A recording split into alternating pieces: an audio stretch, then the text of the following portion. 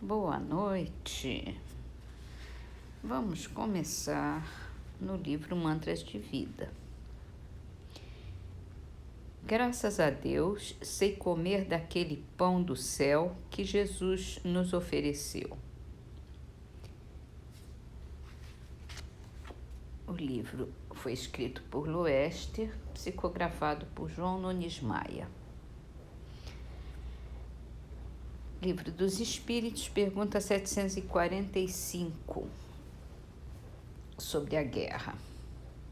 O que se deve pensar daquele que suscita a guerra para proveito próprio?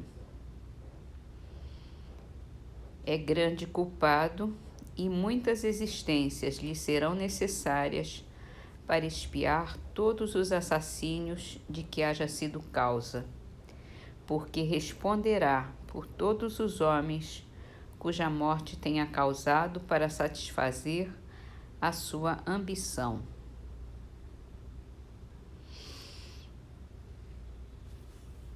Dá o que pensar, né? Hoje vamos retomar a leitura da Gênese, que estava fazendo apresentando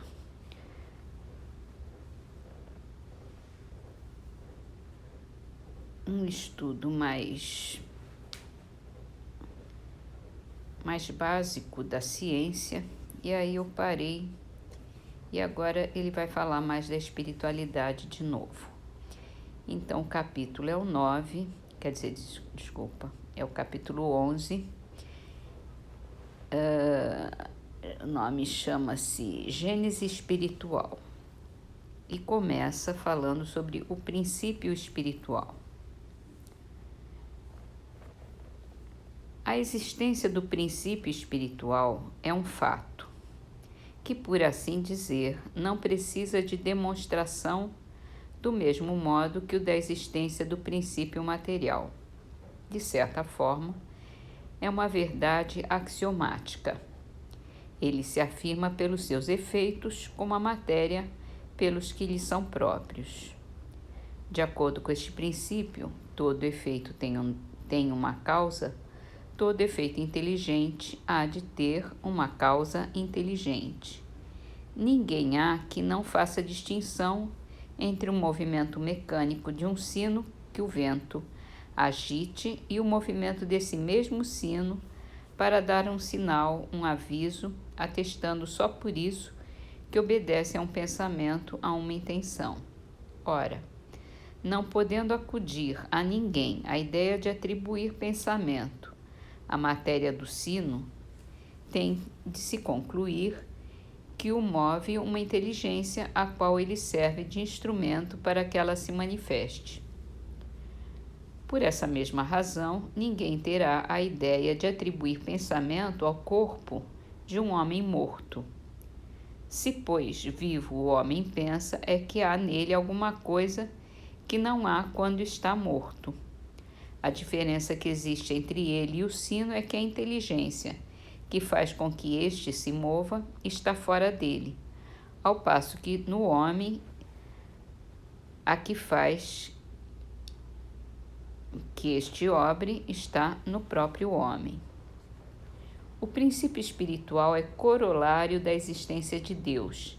Sem esse princípio, Deus não teria razão de ser, visto que não se poderia conceber a soberana inteligência a reinar pela eternidade afora, unicamente sobre a matéria bruta, como não se poderia conceber que um monarca terreno, durante toda a sua vida, reinasse exclusivamente sobre pedras.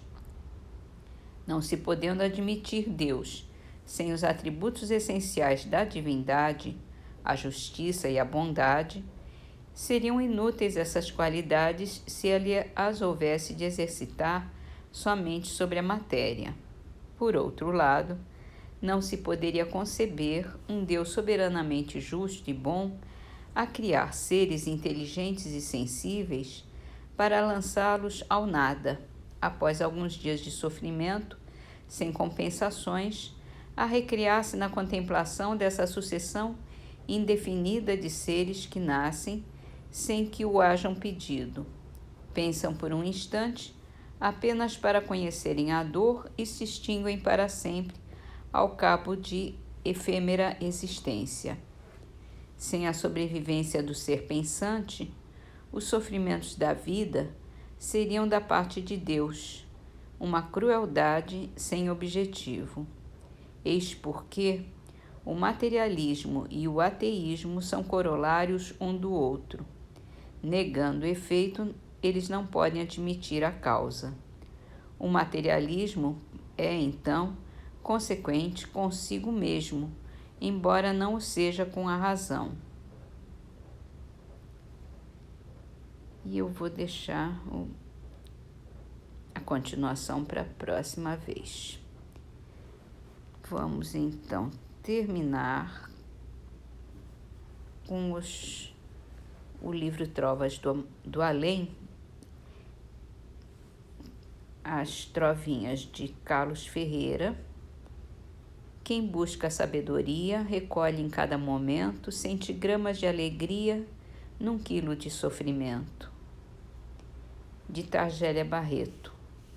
O céu purifica o amor para que brilhe a contento, no cadinho da saudade a fogo de sofrimento. E de Sabino Batista. O senso da vida é este, estranho e belo contraste. O que guardaste, perdeste. O que deste, entesouraste.